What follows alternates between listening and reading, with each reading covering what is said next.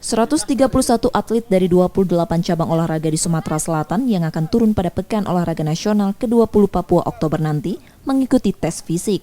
128 atlet diantaranya mengikuti tes di Stadion Madia Bumi Sriwijaya Palembang. Sisanya mengikuti tes fisik secara virtual karena sedang dalam pelatnas.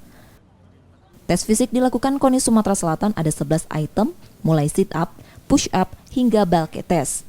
Dari rangkaian tes, tim pelaksana mengakui kondisi atlet saat ini cukup baik. Rencananya atlet Sumsel ini akan kembali diuji pada Mei dan September nanti. Jadi yang jelas hasilnya seperti apa nanti kita akan laporkan dengan KONI.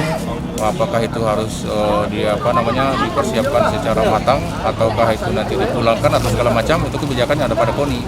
Nah, tes berikutnya itu mungkin sekitar bulan Mei nanti, ya setelah bulan puasa lah, setelah bulan puasa Mei itu berjalan lagi 3 bulan, nanti awal September menjelang PON itu harus kita tes kembali. Selama pelatda berjalan dan terpusat nanti, KONI Sumsel meminta atletnya tetap fokus sebab atlet tetap dimonitor dan dievaluasi perkembangannya. Nur Muhammad, Kompas TV Palembang, Sumatera Selatan.